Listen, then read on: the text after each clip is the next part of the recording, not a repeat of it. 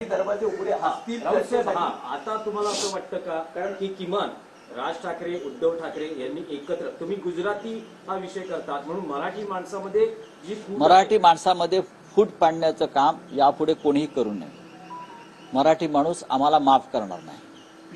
मराठी माणसांच्यासाठी मग प्रकाश आंबेडकर जे असतील, प्रकाश आंबेडकरांना मानणारा वर्गही मराठीच आहे ना.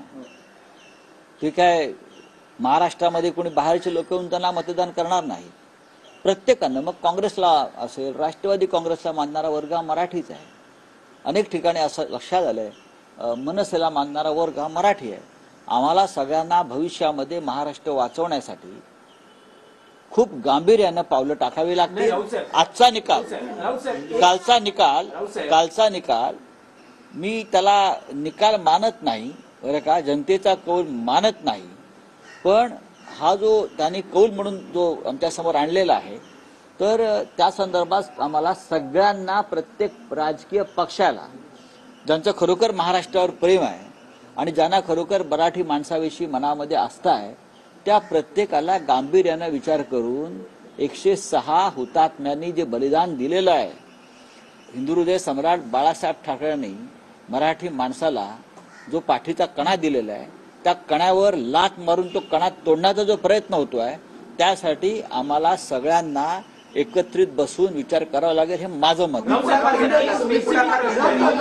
स्पेसिफिक प्रश्न आहे. गेल्या 10 वर्षात ठाकरे लिगसीला म्हणजे 2014 पासून उतरती कळा लागलेली दिसते. एकूण या निवडणुकीत बघितलं तर असं वाटतं का या निकालांमधून यापूर्वी ठाकरे बंधूंनी एकत्र येणं आता गरजेचं आहे? बघा, नरेंद्र मोदी आणि अमित शहा यांचं जी पावलं पडतायत ती पहिल्यापासून महाराष्ट्रामध्ये ठाकरे, बाळासाहेब ठाकरे त्यांची शिवसेना ही राहूच नये, त्यानंतर माननीय शरद पवार आणि त्यांचा राष्ट्रवादी काँग्रेस पक्ष राहू नये, हे दोन्ही पक्ष कायम महाराष्ट्राच्या स्वाभिमानाशी कधीही तडजोड न करणारे पक्ष आहेत. बघा, वैचारिक मतभेद असतात, आम्ही कोणत्या भूमिका घेतल्या नाही घेतल्या याच्यावर नाही, पण हे दोन पक्ष म्हणजे महाराष्ट्राचे पाटकण आहेत.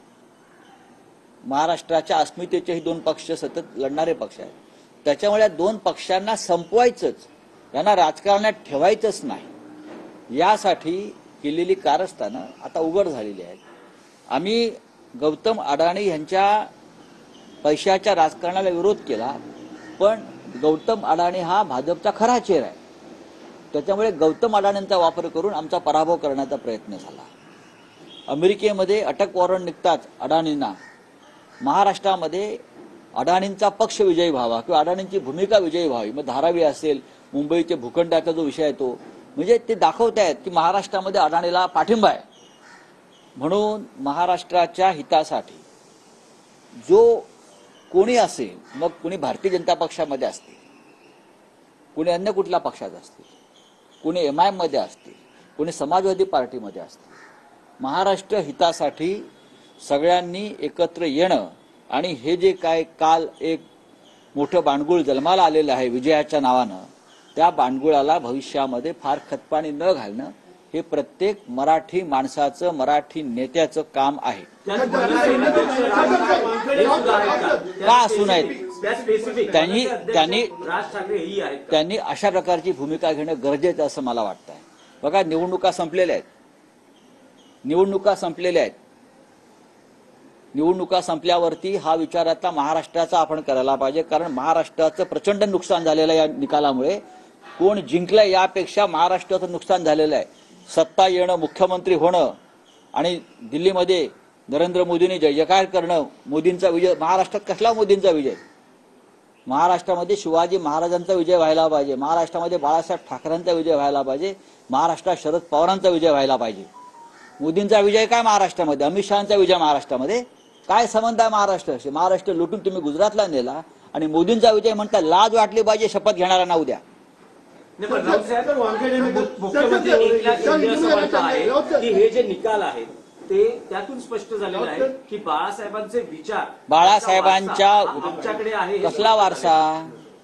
म्हणजे एकनाथ शिंदेने असं सांगणं म्हणजे डॉक्टर बाबासाहेब आंबेडकरांचा विचारांचा वारसा हा रामदास आठवलेने सांगावं माझ्याकडे आणि मी त्यांचा वारस आहे, कळलं? किंवा कुणी ऐऱ्याकरणे सांगावं की मी महात्मा गांधीचा वारस आहे किंवा मीच इंदिरा गांधींचा वारस आहे, हे असं सांगण्यासारखं आहे. कळलं? बाळासाहेब ठाकरेंचा वारसा असं पैशाने विकत घेता येत नाही, किंवा गुजरातच्या चरणावर बूट चाटून, गुजरातच्या चरणांचे बूट चाटून बाळासाहेब ठाकरेंचा वारसा जिवंत ठेवता येत नाही. बाळासाहेब ठाकरेंना सुद्धा अनेकदा पराभवाचे धक्के बसलेले आहेत. बाळासाहेब ठाकरेंना सुद्धा, माननीय शिवसेना प्रमुखांना सुद्धा त्यांच्या राजकारणामध्ये अनेकदा पराभवाचे धक्के या मुंबई महाराष्ट्रात बसलेले आहेत. त्याची पर्वा न करता बाळासाहेब ठाकरे लढत राहिले. हा इतिहास जरा एकनाथ शिंदे आणि त्यांच्या लोकांनी समजून घ्यावा. शिवसेना वारसा बरं का, लोकांचा कौल वगैरे या गोष्टी आम्हाला शिकवू नका. आम्ही अजूनही जमिनीवर उभे आहोत आणि आम्ही लढायला तयार आहोत. बस हो गया, आप बताइए क्या है.